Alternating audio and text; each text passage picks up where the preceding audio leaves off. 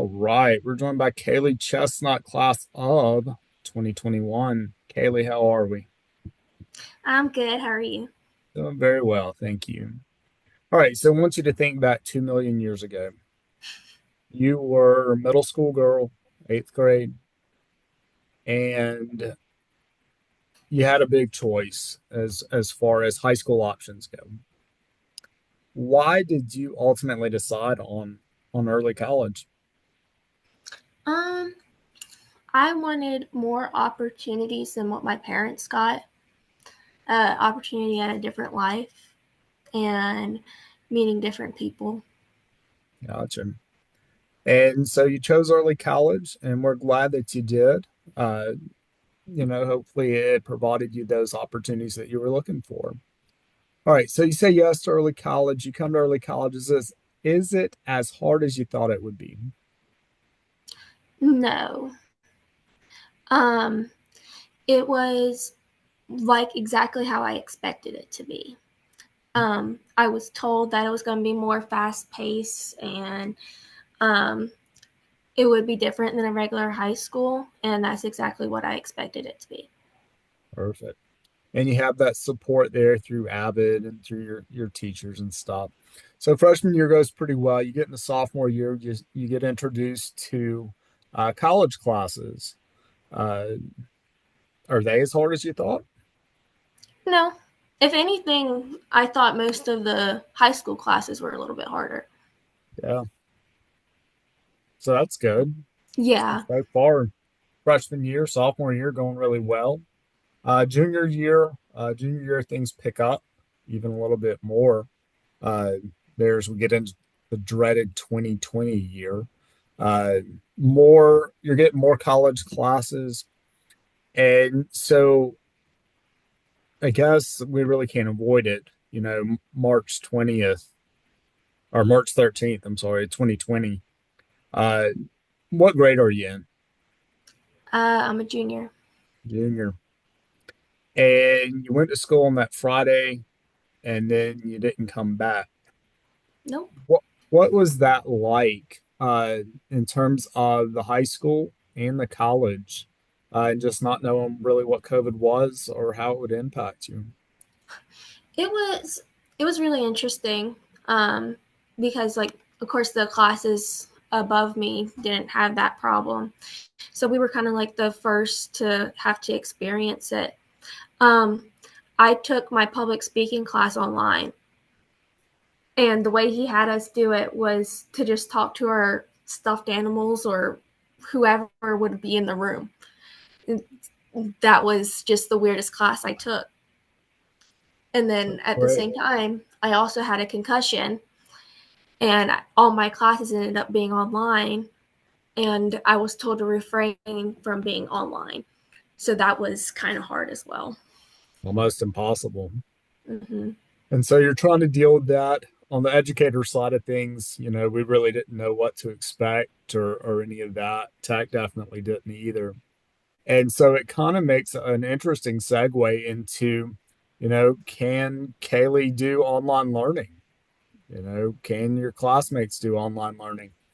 Uh, what were your thoughts on it? Um, I honestly did not like online learning a lot. I felt like it was easily for me to get distracted from things going on at home, or like I could go to work whenever I wanted, and that was hard too because they um, they thought I could just go to school whenever I wanted because I was half a college student, half a high school student. It didn't really work out that way. Um, I learned better in person, so online school just wasn't for me. I'm very hands on. Yeah, and there's something really tactile, I think, in terms of education. There's something to be said for being there right in front of people and talking to people. While stuffed animals are great, uh, probably not the best public speaking audience. No, Uh, so you worked through that. Junior year's over, and senior year's a mess. it was. it was not what I expected it to be at all.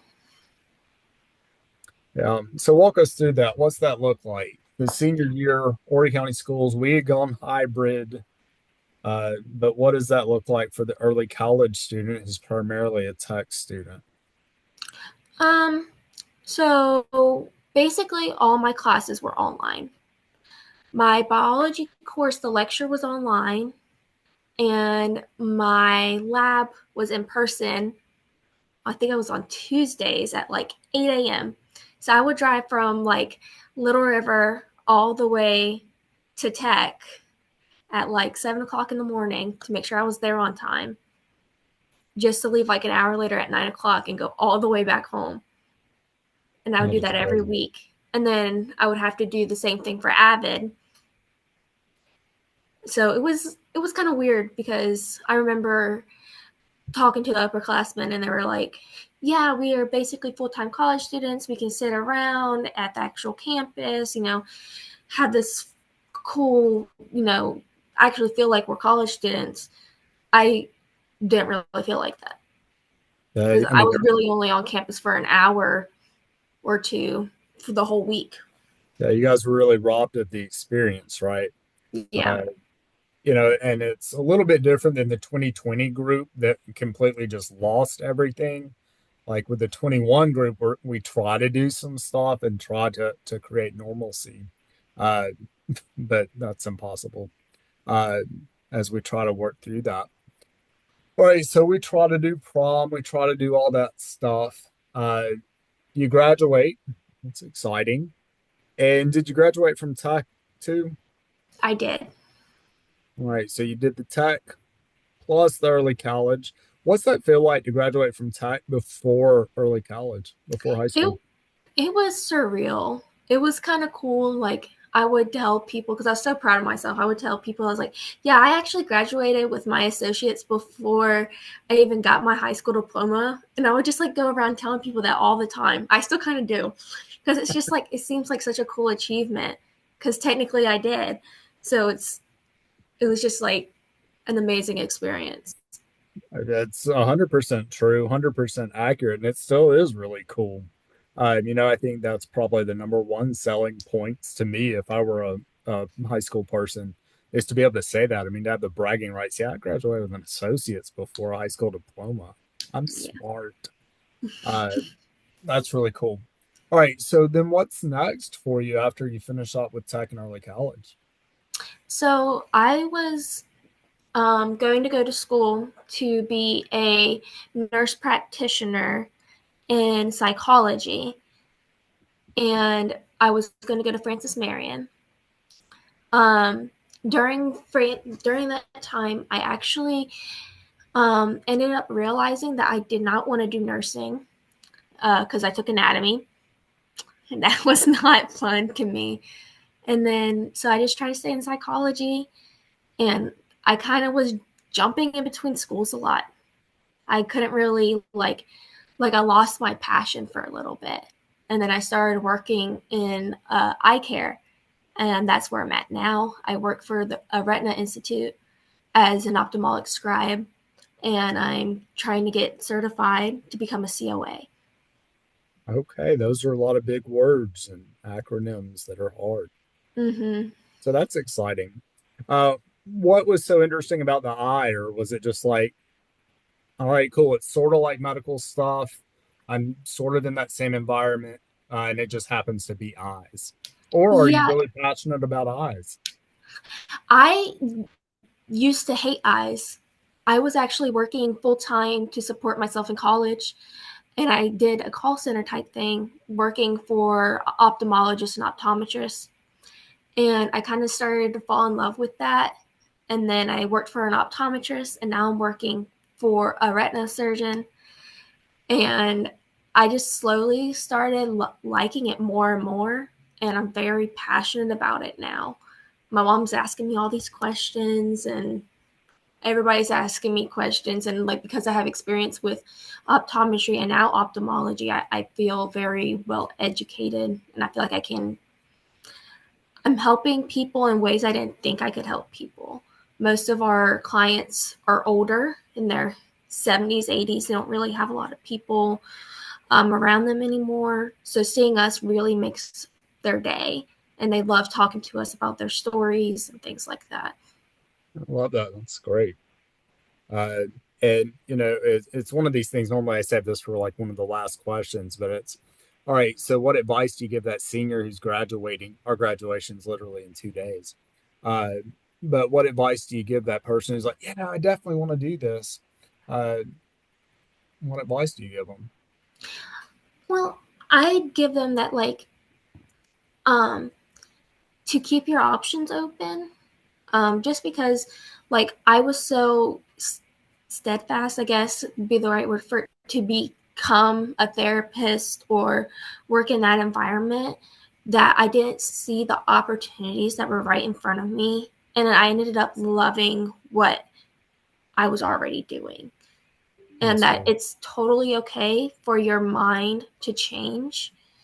And it's a possibility that it will, and you might feel conflicted about having to stay in school for that certain thing, like nursing or whatever, but you really fell in love with something else, and that's totally okay. I love that. You bring up the idea of opportunity.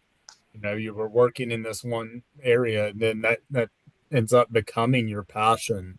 It's not that you set out for it, but it's just what happens, and that's life. And that's so cool. You look like you really enjoy it. I do. That's good. You can see the passion in your eyes when you talk about it. That's cool.